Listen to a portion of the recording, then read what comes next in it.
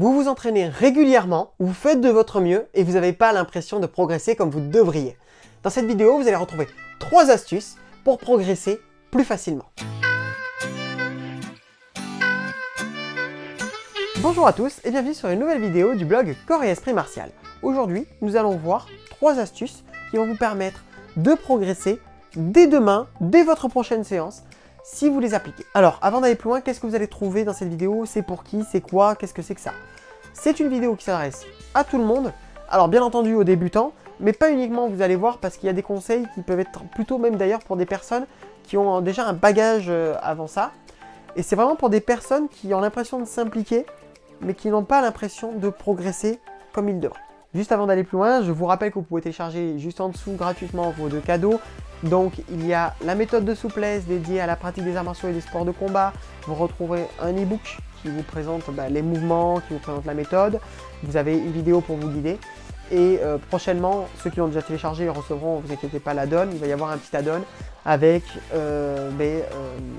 plutôt comment s'organiser vraiment d'un point de vue pratico-pratique à la maison, quand faire tel étirement, selon le temps qu'on a y consacré. Et le deuxième cadeau que vous pouvez télécharger aussi, ce sont 3 e-books, 15 experts internationaux.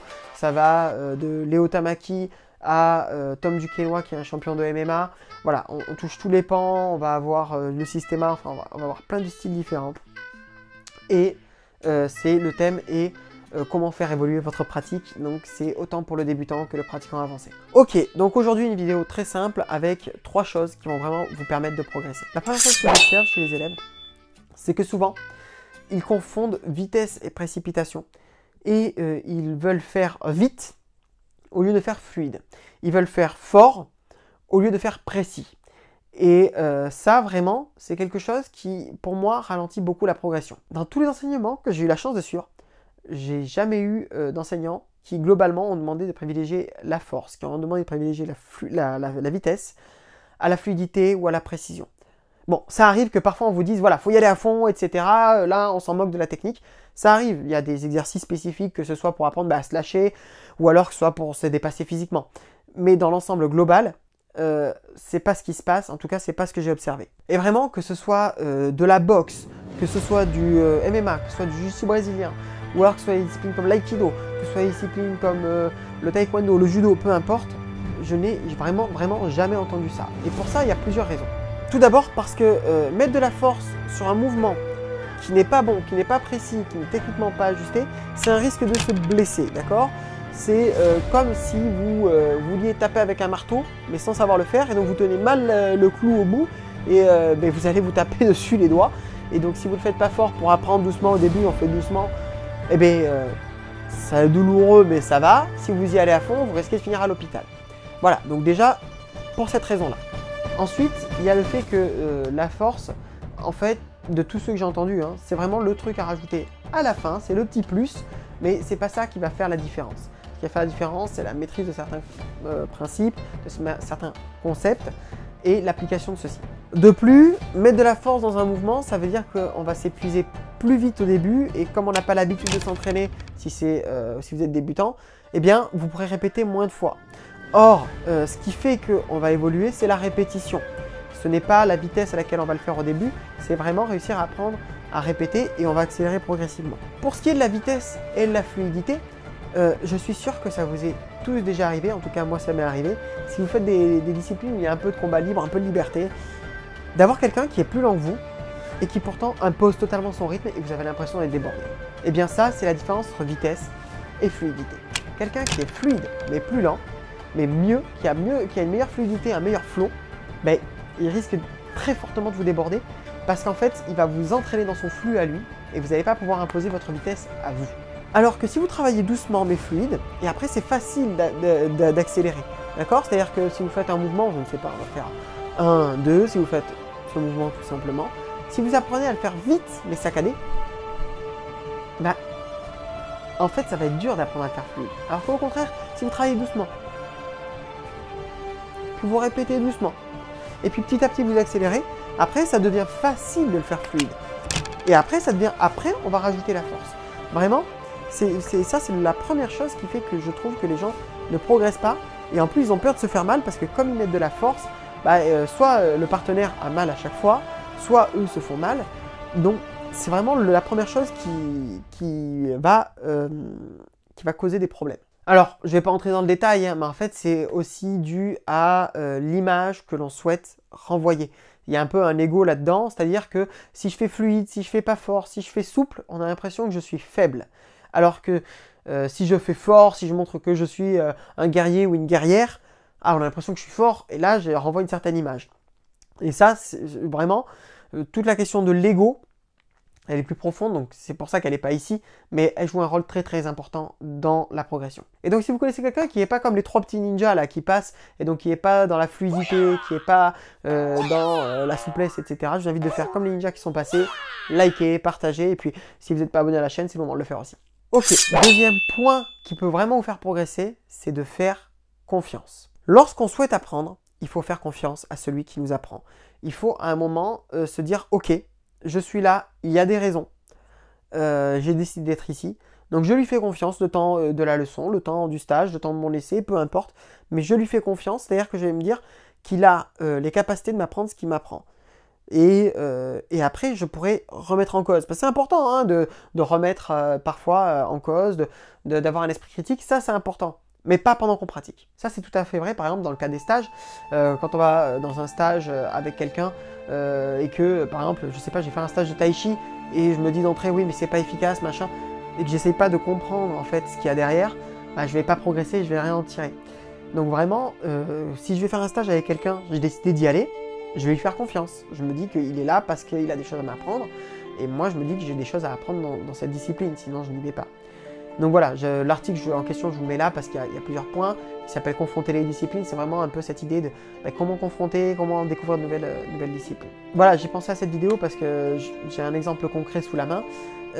J'ai mon voisin qui a été élève direct de Michigami Sensei en judo, qui a quasiment 60 ans de pratique dans les pattes, qui a enseigné très longtemps, qui a monté un des premiers clubs de judo d'Angoulême.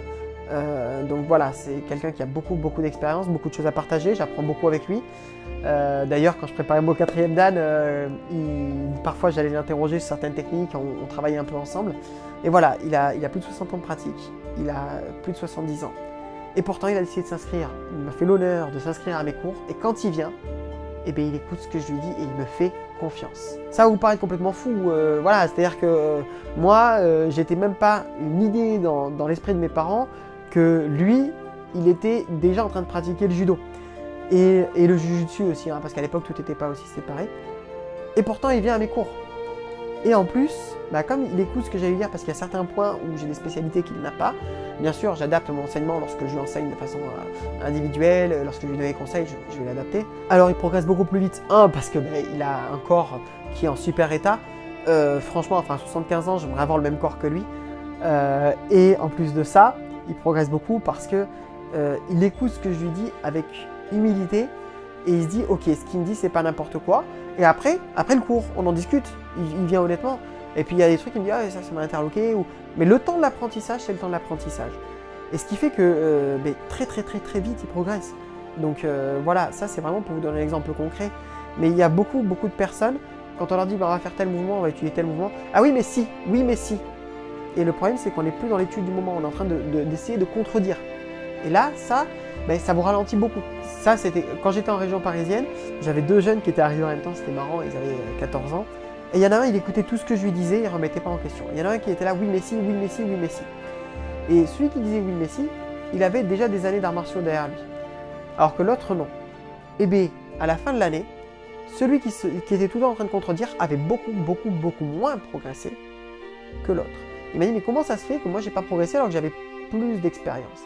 Et je lui ai expliqué que, à chercher à me contredire et toujours être dans la contradiction, il avait ralenti sa progression. L'année d'après, il s'est corrigé et il a pu progresser beaucoup plus vite.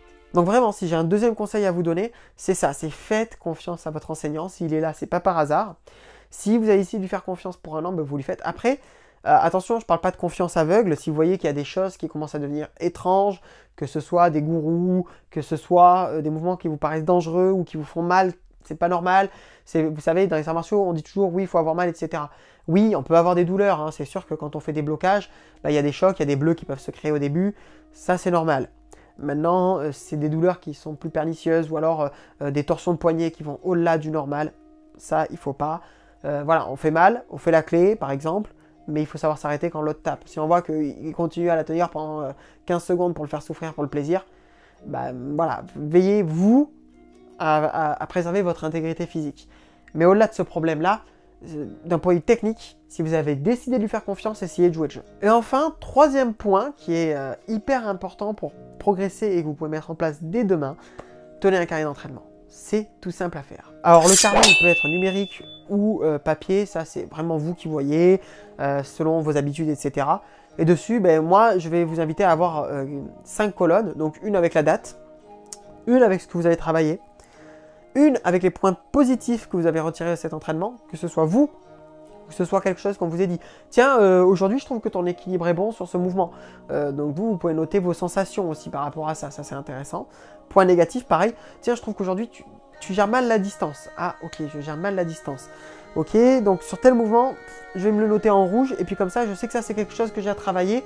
Donc quand je referai mes objectifs, je sais que ça, la distance sur tel type d'exercice, surtout si c'est redondant, eh bien, c'est qu'il y a un problème. Et après, je vais mettre donc les remarques perso, que ce soit par rapport à la prépa physique.